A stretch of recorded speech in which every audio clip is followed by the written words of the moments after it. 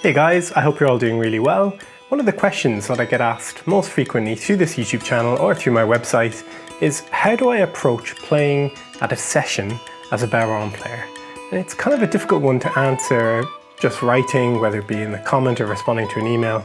So I thought I'd make a YouTube video to kind of break down some of the key pillars of things to consider maybe before you approach your first session as a bodhrán player, and to demystify what you need in order to be an effective bodhrán player at a session. If that's of interest to you, then please keep watching to these 3 top tips and let me know what you think at the end of this video. So the first top tip that I'm going to share with you might seem obvious, but just important for us to reference, is that before you approach your first session, it's worth really having the fundamentals of this instrument, the bodhrán, really solid. Now, when the bodhrán started to become popular in Ireland during the 1960s and 1970s, bodhráns were very cheap to make. It's just a piece of wood and a piece of skin. So they were manufactured very quickly and very cheaply and sold quite cheaply to tourists, people who visited Ireland and maybe were very interested in traditional Irish music, but couldn't afford to spend several £100s on a guitar, or even more on a fiddle, or even more on a box. You know, some of these instruments are uilleann pipes, my God, they're so expensive, you know, because there's so many layers to the build process for those instruments.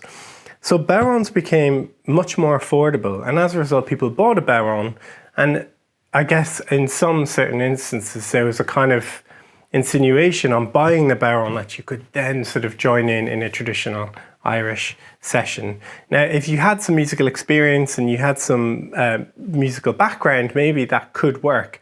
But if you're brand new to music, sometimes that could then break the flow of the session. And as a result, the bodhrán did have a bit of a bad reputation. And sometimes people still, you know, have a bit of a negative connotation when it comes to bodhrán at a session, in terms of maybe bodhrán players not being musical or not listening or being disruptive in terms of their musical contribution. So the first kind of top tip is to make sure at the fundamentals, you have the fundamentals of bodhrán technique and musicianship down. Now, what I mean by technique is being able to play sort of some jigs and some reels, okay? So being able to identify jigs and identifying reels. I'm not going to go too deep into that right now, because I've got lots of videos where you could explore that. I'll link one right down below for you in case you'd like to explore the different traditional Irish dance patterns. But being able to play your reel and your jig, nothing flashy, nice and simple, and being able to identify whether it's a jig or a reel, then being able to play a solid beat, whether it be jig or reel, along with the other musicians, matching 2 things. Their dynamic, so the actual volume in which they're playing. So maybe they're not playing all of that loud. So that means you need to play nice and quiet as well. And matching the tempo, that's just the speed, okay? So matching the dynamics, matching the tempo. You know, if they're playing medium tempo, then you match that exact medium tempo, yeah? You don't play faster or slower. So that for me is really important, having the jigs and having the reels and being able to identify the difference between them, and then being able to match the dynamic, so the volume, and also match the tempo, the speed. So I would kind of categorize that under the fundamentals, okay?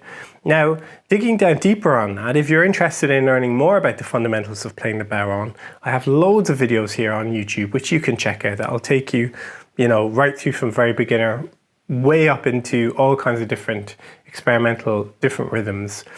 I also have a fully comprehensive online course, How to Play Bodhrán, which is split into 3 sections: begin your journey, second, develop your practice, third, expand your horizons. And this will take you right through from the very, very day one, opening the instrument out of the box, all the way through to advanced, okay? So that's there for you as well if you really want to go on this journey and start at the very beginning and work your way through module by module. In that course, I include a whole range of especially recorded practice tracks with clicks at different speeds. And there's loads of breakdowns, and it's been a really effective tool for my students over the last several years that I've been offering that. So that's there for you if you're interested in developing the fundamentals, which is my first top tip to pin down the fundamentals before you approach your first session. The second thing I'd like to explore is the tools that we bring to the session. Of course, we've got our bodhrán and we've got our tipper, our stick, or our kippeen, whatever you want to call it. You've probably already invested in a bodhrán, so in that sense, you want to try and make that work for you as best as you can. Now, if at all possible, I always recommend to my students to go for a handcrafted bodhrán. Now this is a beautiful handcrafted drum made by Russell in Canada of Bridget Drums. My Bridget bodhrán, I absolutely love it. Beautiful handcrafted drum.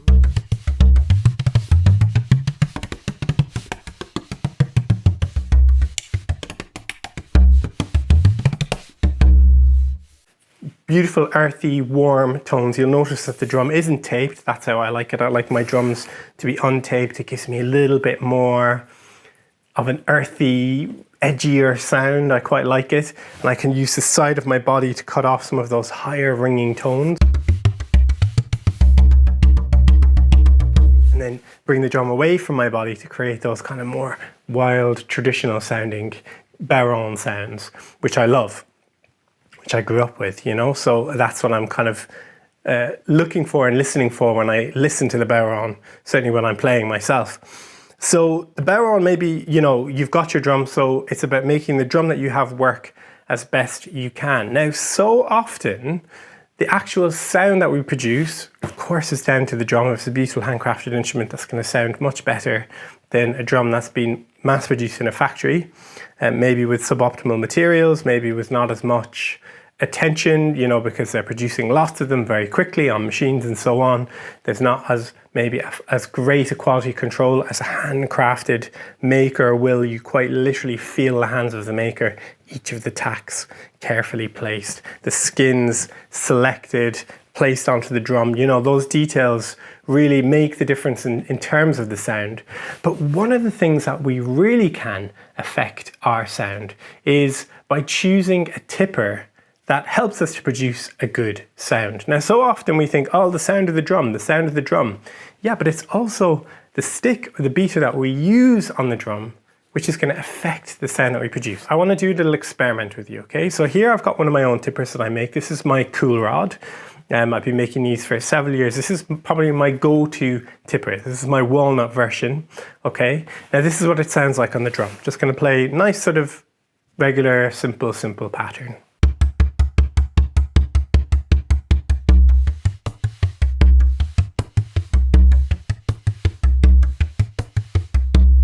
Okay, now this is a chopstick.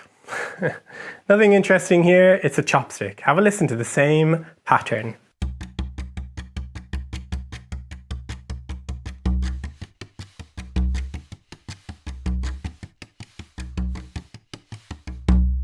Okay, that was the chopstick. Now this is a really old school bodhrán tipper. This is a big, chunky, crazy old school tipper. And have a listen to this.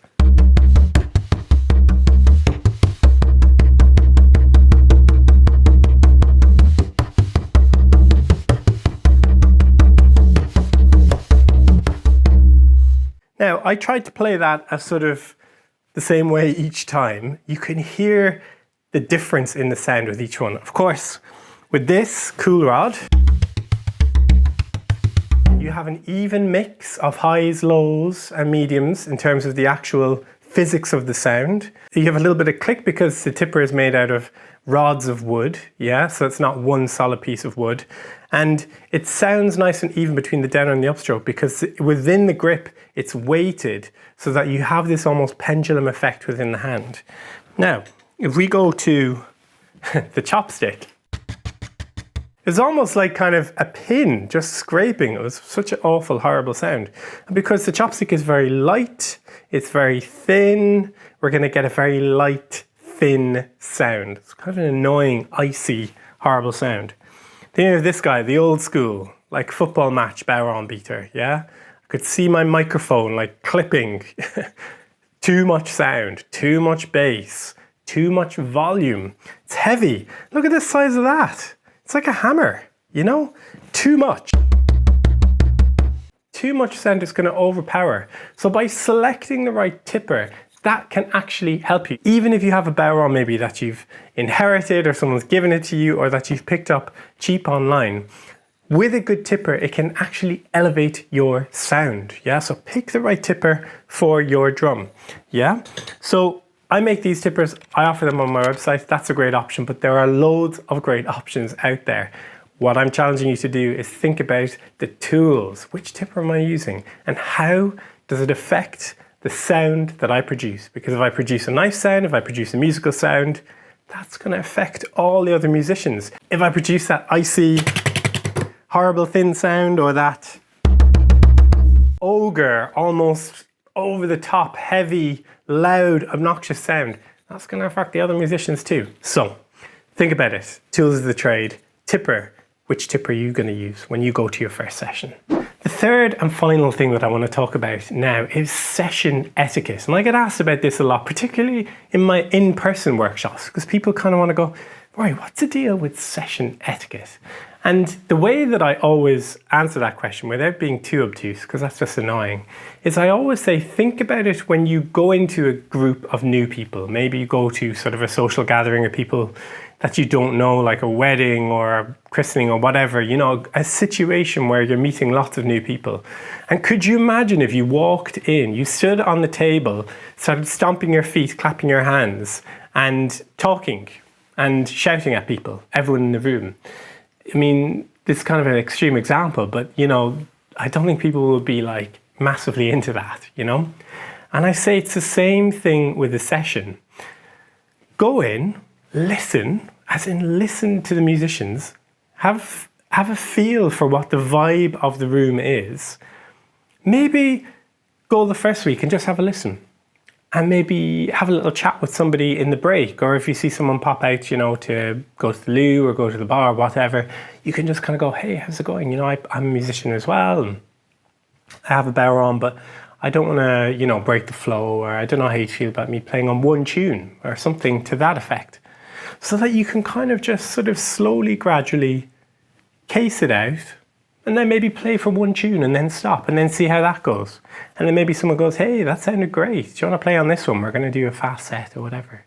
And there you can kind of go, yeah, brilliant. Whereas if you go in and you stand on the table and you start doing the biggest, fastest rhythm, you know, that's obviously not going to go down as well as the sort of more softly approach. Now, the other thing with etiquette is, you know, it's kind of a silly concept in a way, because every group, every place, different parts of the world will have different etiquettes.